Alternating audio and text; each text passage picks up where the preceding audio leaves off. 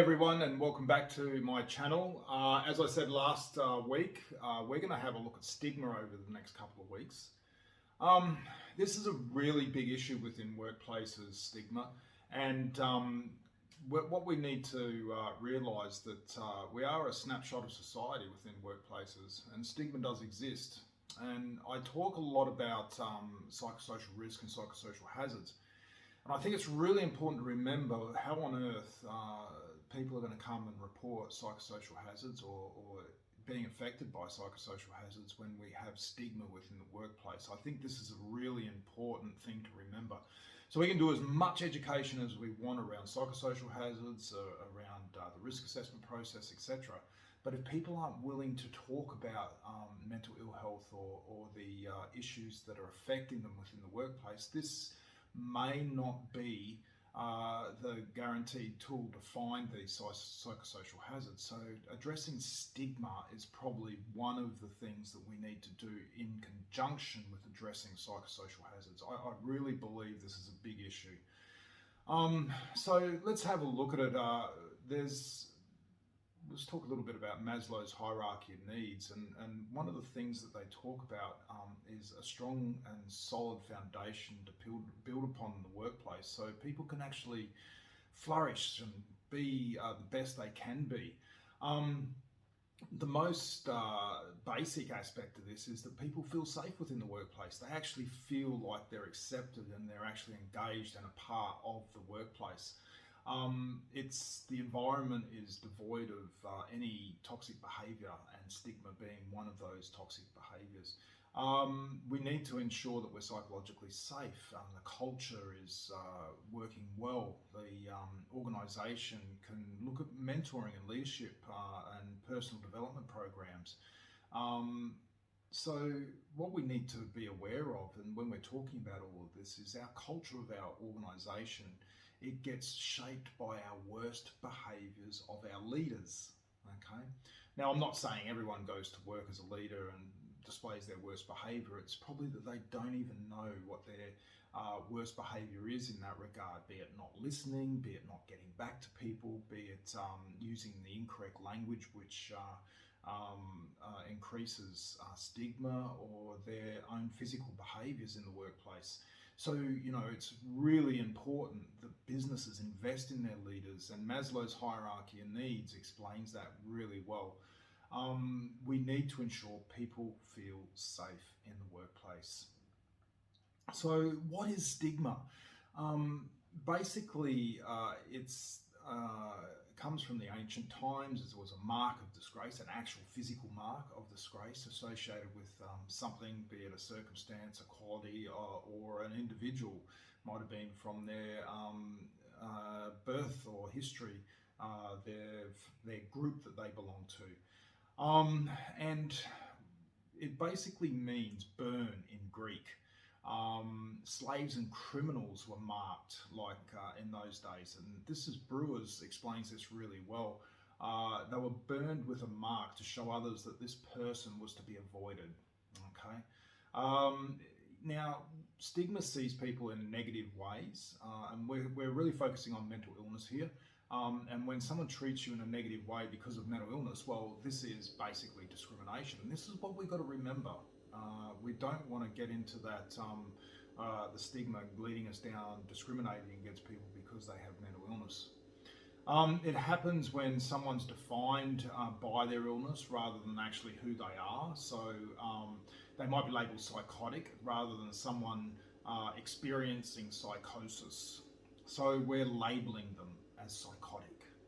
And that conjures up all sorts of terrible connotations. We've all seen the movies and the ridiculous news stories and attention-grabbing headlines, clickbait, whatever you want to call it, around schizophrenia, etc. So people that have these mental health issues, the social stigma and the discrimination that they can experience can make actually the problem worse, a lot worse.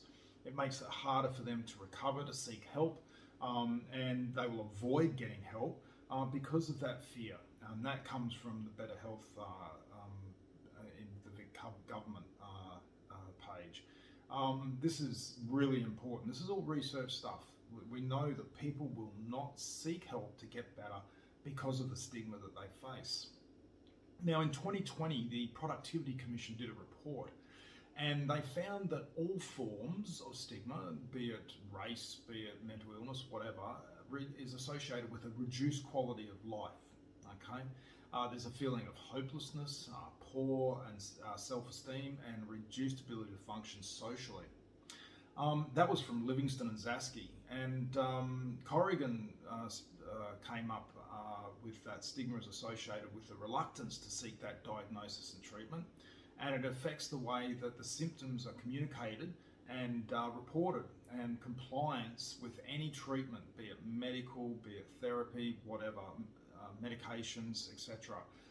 Compliance is affected because of that stigma. Zasky again says this can harm those recovery prospects, and particularly for people with a severe mental illness. And remember, 1 in 5 of us have a moderate to severe mental illness, and according to Transformative Workplace Designs report from 2018, I think it was, 1 in 3 FIFO workers. People are labelled as mentally ill, and Corrigan talks about that they're less likely to benefit from any available healthcare or supports for their not only their mental ill health but also their physical problems, because we find that physical problems are also associated with mental ill health. It's really based on negative attitudes and beliefs, a lack of understanding and misinformation. And this happens in the workplace. Remember, we spend a third of our life at work, and we're a snapshot of society, as I mentioned previously. It can lead to a lack of support and empathy. It leaves people completely embarrassed, misunderstood, they're marginalised, and Sane Australia goes on to talk about it can cause more than hurt feelings. It results in people not being treated, symptoms not being identified, lower recovery rates, poor quality of life, because they isolate. People will isolate. And sometimes mental illness, it tries to label people affected as scary, comical, incompetent. And if you're living with a mental illness, stigma is just one more thing that you do not need to deal with. It's another stress that you don't need. In fact, some people say, according to Sane Australia, that the effects of stigma and prejudice can be just as distressing as the symptoms of their illness. Now, when we look at some of the attitudes within Australia, in 2013, I know it's a fair time ago, but it was 10 years, I'm hoping it's got better since then. A Melbourne study found that 47% of Australian media articles linked schizophrenia to violence. In fact, the research that Stuart ran, Violence and Mental Illness Overview, that actually states that they're more likely to be the victims of violence than the perpetrators of it. Most people receiving that treatment are no more violent than the general population, and most people who commit those violent acts don't have a mental illness. So this was back in 2013. People that do commit violent acts, who do have a mental illness, probably aren't being treated. They're off their medications. They may have had a stressful event. They've gone through a anniversary that's rekindled these issues, or they've had a history of violence, alcohol and drug abuse, and other dependence as such. Now, it's all around us, according to Elizabeth Beattie. It's like white noise. It's only when we really delve down into the language of stigma that we can really understand how harmful it is. Stigma, even though we've made a bit of progress in the last decade, it's still there and it still exists in our community. We just need to look at how it's expressed publicly through the media, social media, in our homes, in our workplaces, the way we talk about people with mental ill health. There are many types of mental illness. Simply knowing a person has that illness will not tell you how well or unwell they are. What symptoms they are experiencing or what impacts the illness is having on their life, and that's from every mind. That's a really important thing to remember. Just because we know they have a mental illness won't tell you how well or unwell they are. Okay, so let's have a look at stigma in the workplace. What does that look like? Well, people may hold belief that people with mental illness may be dangerous. They're less of a person, not normal, odd, strange behaviour. They're emotional, flaky, undecisive. You can't rely on them because of their illness. They're always getting special treatment. You've got to walk on eggshells around them, and they get away with doing less work. And everyone else has to pick that slack up,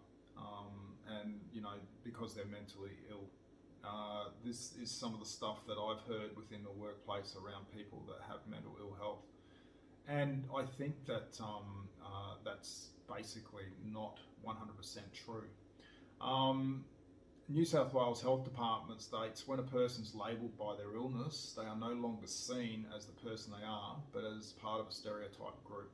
And one thing that I do with people that I look after from a mental health point of view is I get them to start looking at their mental illness as something separate, even name it, because it doesn't define who they are as a person. I think that's really important. If they name their mental illness and separate it, put it into a third person, that does not define who they are. I think that's really important. And I think that's a sort of an attitude we need to take at work as well, in the workplace, because they're not always mentally unwell. And sometimes the mental illness comes into their work life, comes into their everyday life, and we need to see it as for what it is. And that's something that comes into their life. It's not defining them who they are. Okay, that's really important. Stigma and discrimination, they are issues within the workplace. Do they stem from the workplace? Like I said before, we're a snapshot of society. People have differing opinions on socio-economic status, genders, race and culture, sexuality, ages, drug use, physical health, mental health, worldviews. We all have different views. So is it actually perpetrated by the workplace? No, possibly not. But do we aid in stigma to exist? Then yes, it might be even within our policies and procedures. And I'm talking about all sorts of stigma, be it race, mental health, etc. So we need to be aware of what actually is happening within our workplace, and I think it's a really good start to start focusing on mental ill health and the stigma that surrounds mental illness. So there's multiple levels of mental health stigma. There's self-stigma, social stigma, and structural stigma. And what we're going to do today, I'm going to have a look at self-stigma. I'm going to give you a bit of an explanation of self-stigma, and then we'll roll into next week social and structural, and then we'll look at what we can do about stigma. Okay, so let's have a look. Self-stigma, it basically exists where individuals with negatively stereotyped characteristics, such as a mental illness, are socialised into believing that they are devalued. That's Lincoln Falan from 2001. Corrigan and Watson, 2002, believe that they have behavioural consequences such as avoidance of social interactions, they're reluctant to seek help, they're unwilling to pursue housing or employment opportunities. This is what self-stigma does. The types, we have alienation, stereotype endorsement, discrimination experience, a social withdrawal. These are the type of self-stigma. So alienation, there's feelings of shame, disappointment, not being understood. Your life is ruined because you have this mental illness. With stereotype endorsement, we're believing the stereotypes that actually exist within the community, in the media, and we're not able to have a family, we're violent, or we're incompetent. The discrimination experience, the individual actually feels as though they have nothing to say, nothing to add, or what they do say is ignored or considered stupid. They're not achieving anything in life, and they're believing that no one would want to have a relationship, be it short or long term, with them, and this is part of their discrimination experience. Social withdrawal, they believe they're a burden on society, their family, their friends, if they have any, so they socially isolate. They feel as though they could end up embarrassing people or their family. So they avoid those close contacts and relationships. And that comes from Kate Ponti in 2022. So consequences of self-stigma, well, people will self-sabotage. They self-sabotage in a way that they basically try to protect themselves from further hurt. When they self-sabotage, they'll end a relationship that is doomed to failure. They believe it's doomed. Who on earth would find me interesting or even like me? And the individual will stop taking medication because treatment never works. They'll never get better. And Ponti goes on to talk about that sabotaging behaviour, be it of activities, relationships. It's essential for the individual to avoid what they believe is guaranteed failure in the future, because they think that that would be more painful. They ruminate. People, self-stigma will ruminate. They'll have negative thoughts. They'll ruminate constantly. That people ruminate on these negative thoughts if someone stigmatizes them. This process leads them to a destination that if someone doesn't even display stigmatizing behavior towards them, they believe that that individual eventually will. So it's very catastrophic thinking. The next one we talk about is suicidal ideation. Ponti talks about some forms of self-stigma can actually lead to thoughts of suicide. If they suffer this self-stigma, they've become a burden to society, to family, to friends. People withdraw, they isolate, they are left alone with their suicidal thoughts, and the pain and guilt can overwhelm them. Society's got to be careful with their words around this, certain phrases, and these words can trigger someone, and they can trigger this response in people who suffer self-stigma. So there's actually a process it actually takes, self-stigma. There's awareness, so the public believe people with mental illness are weak. There's agreement, that's right, I must be weak. They apply it, I am mentally ill, so I must be weak. And harm, because I'm weak, I'm not worthy or able. Why do I try? Why do I try to pursue a job? I'm not worthy. I live on my own. I'm not able to. Why try? And this is from Corrigan and Rayo, and it's awareness, agreement, apply, and harm. That is the process of self-stigma. So what we'll do is next week we'll go into the next two forms of stigma, social and structural, and then we'll have a look at how we can challenge them and what we can do within the workplace. I really hope you've got something out of today's session. Remember, words we can never take back. We can never take them back. We need to mind our words and how we speak and how we talk about people and to people and about these issues of mental ill health. Like I said before, 1 in 5 Australians, 1 in 3 FIFO workers suffer a moderate to severe mental illness. So there's a good chance that someone is listening in to your conversations and the words you speak. Until then, until next week, stay safe, and I hope we can meet again. Cheers.